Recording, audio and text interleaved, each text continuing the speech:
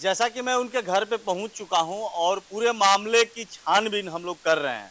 यहाँ गांव वाले भी हैं, उन लोगों से भी हम बात करने का प्रयास करेंगे। यही वो घर है जो कि बताया जा रहा है कि वो लड़की जाती है, इंग्लिश में ट्रांसलेट करने के लिए उन्हें बुलाया जाता है। जो लेटर होता है वो इंग्लिश में लिखा होता है। लगता है कि तहसीलदार महोदय जो है, तहसीलदार साहिबा हैं, उनको इंग्लिश नहीं आता है। यदि इंग्लिश नहीं आता है तो यहाँ के लोगों द्वारा बताया गया कि इंग्लिश नहीं आ रहा था तो उस बच्ची को बुलाया जाता है। बच्ची ट्रांसलेट करके हिंदी में तहसीलदार जी को बता देंगी कि ये मैटर क्या है, किस प्रकरण पे उनको दिया गया है। ऐसा भी बताया जा रहा है कि तहसीलदार यहाँ गांव में पहुंची हुई थी और कुछ बातों को विवाद होता है, कोई बात होती है। पूरे मामले की हम छानबीन करेंगे और उस पीड़ित महिला से भी मिलेंगे और ये भी जानने का प्रयास करेंगे कि आपके ऊपर थप्पड़ किसने मारा और क्यों मारा। मैं इसी घर में पहुंच चुका हूं, इसी घर की वो महिला है और मैं उनसे वार्ता करूंगा कि यह पूरा वाकया कैसे हुआ, यह घटना घटित कैसे हुई। बगल में उनके पिताजी भी बैठे हैं और पूरे मामले को मैं जानने का पूरा प्रयास करूंगा। तो चाचा जी, सबसे पहले तो हमारे चैनल में आपका बहुत बहुत स्वागत है। धन्यवाद। अंकल जी, एक बात बताइए, जब बताया जा रहा है कि आपकी बेटी हैं और इनके ऊपर थप्पड़ मारा जाता है महिला तहसीलदार के द्वारा, जब वार्ता तो पहले आपसे हो रही थी, फिर इनके यहाँ प्रकरण कैसे चला गया, इनको क्यों बुलाया गया? वार्ता देखिए, यहाँ पे जब होने लगी हमने फाइल दिया तो उसमें फाइल में कहीं भी ये नहीं मेंशन है कि इनको पोजीशन दिया जाए। कब्जे की कहीं बात ही नहीं थी, पर नायब तहसीलदार आते ही ये बोलने लगी, जिसका कि लाइव वीडियो भी हमने चालू किया था फेसबुक पे। उसमें इन्होंने आते ही बोला कब्जा कराना है, कब्जा कराना है। चलिए, कहाँ है महिलाएं, पुलिस आइए, कब्जा कराइए। तो इसमें कहीं मेंशन नहीं था कि कहीं, अभी हमने मिला भी है अपने जिलाधिकारी महोदय से, उन्होंने भी बोला कि हाईकोर्ट से कभी ये आदेश इस टाइप का नहीं होता है कि किसी को कब्जा कराना है।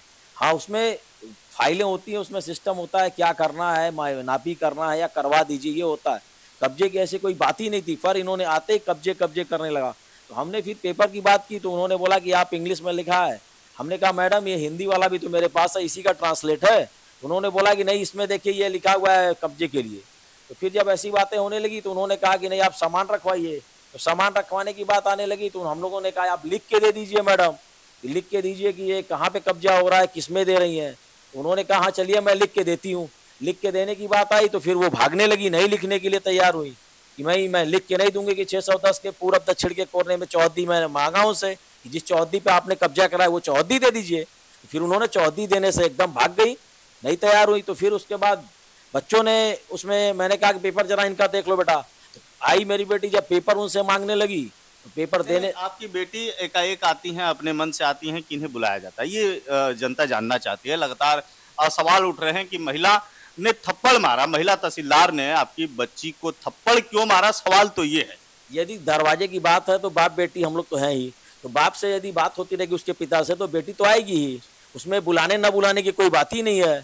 बाप बेटी की बात हो रही है, किसी अधिकारी से हो रही है, तो यदि बेटी जानकार है वो तो स्वाभाविक है आएगी। जो जान रही है कि मेरे पापा नहीं पढ़ पा रहे हैं, वो उनको गलत उलझा करके बात कर रही हैं, पेपर उनको दिखा रहे हैं, वो मान ही नहीं रही हैं। तो बेटी ने फिर उनसे पेपर मांगा, कौन सा मैडम आपके पास पेपर है जिसमें ये लिखा हुआ है कि कब्जा दे दीजिए।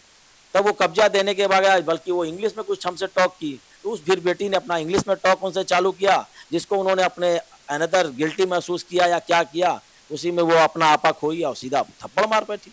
थप्पड़ मारने की जो लगातार बात चल रही है, मैडम साफ साफ ये भी बोल रही हैं कि मैंने थप्पड़ नहीं मारा, गलती से, मतलब मैं उनके बगल में कोई नीले रंग की, पीले ऐसे साड़ी वगैरह बता रही हैं। इसके क्या राज है? वीडियो है, वीडियो में सब नजर आ रहा है कि कौन थप्पड़ मारा है या कोई गिरा है या कोई क्या है। सारी फोटोज वीडियो सब में नजर आ रही है कि उन्होंने गिरे होते या कोई ढकेला होता तो वो अलग कंडीशन होती है। ठीक है, गिर गई मैडम, मैं मान लिया, उन्होंने बोला कि मैं गिर गई, तो मैडम को गिरते वक्त भाग नहीं जाना चाहिए। मैडम दुम दबा करके भाग रही हैं पुलिस कस्टडी के बीच में। गिरना, जब थप्पड़ मारने की बात आ रही है तो साफ साफ दिख रहा है, लेकिन कैमरा में जो आप लोगों के घर के आमने सामने कैमरा भी लगा हुआ है, कैमरे में ये भी नहीं हो सकता है कि 2 सेकंड की वीडियो रोक के और उसको छोड़ के आगे वाली वीडियो कैप्चर करे।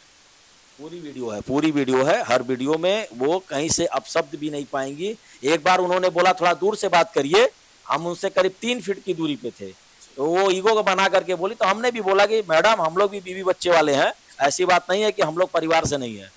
तो उसको भी उन्होंने थोड़ा शुरू में उन्होंने रौब दिखाना चाहा, पर वैसा नहीं हुआ। फिर बाद में बच्ची से जब बोल रही है ना कि मुझे थप्पड़ लगा कि मैं कोई ढकेला मैं गिर गई, अरे मैडम गिर गई तो आप भाग क्यों रही हैं?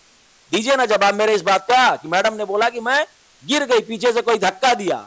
अरे मैडम तो आपको रुकना चाहिए ना, अरे कौन धक्का दिया, क्यों ढकेल दिया, कैसे लग गया? ये होना चाहिए कि बस पुलिस कस्टडी, महिला पुलिस के संरक्षण में सारी वीडियोज है, उससे वो सीधे गाड़ी में बैठ रही हैं और इतनी स्पीड से भागी हैं, शायद यदि कोई सामने पड़ता तो उस पर वो चढ़ा देते। कहीं ना कहीं बयान से साफ साफ नजर आ रहा है कि इंग्लिश में उनका जो ट्रांसलेट वगैरह का जो ब्यौरा आ रहा है, तो कहीं ना कहीं उन्होंने ये सोचा होगा कि पिताजी न पढ़े होंगे। इसके क्या राज हैं? इस लेटर से क्या लग रहा है आपको? लेटर से तो यही लग रहा है कि जो बच्ची से उन्होंने गलत किया ही है।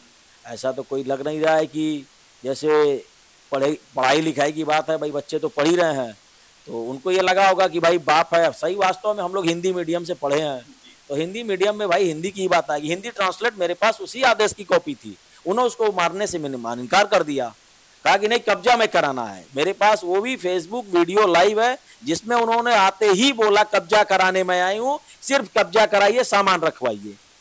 बिना किसी मापी, बिना किसी आदेश के उन्होंने सिर्फ कब्जे की बात कही, जिसमें उसमें फील्ड बुक में लिखा हुआ था कि 2020 का जो है 29/8/2020 का कंप्लायंस करें।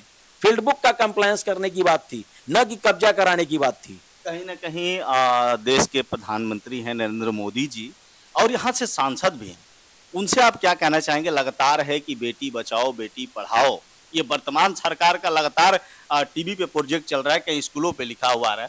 आपको क्या लगता है बेटी बचाओ बेटी पढ़ाओ का जो अभियान है सक्सेस हो रहा है या अनसक्सेस हो रहा है? अब क्या बताएं, इसको देख करके तो भाई खुद ही जनता समझ रही है कि सक्सेस है या अनसक्सेस है। हम लोग भी मोदी जी की बहुत कदर करते हैं, देश के हमारे प्रधानमंत्री यशस्वी प्रधानमंत्री हैं, जिन्होंने आज हमारे देश को पूरे वर्ल्ड में ले जाके खड़ा कर दिया है। माननीय योगी जी के भी हम लोग समर्थक हैं, हम लोग बीजेपी से रिलेटेड रहे हैं।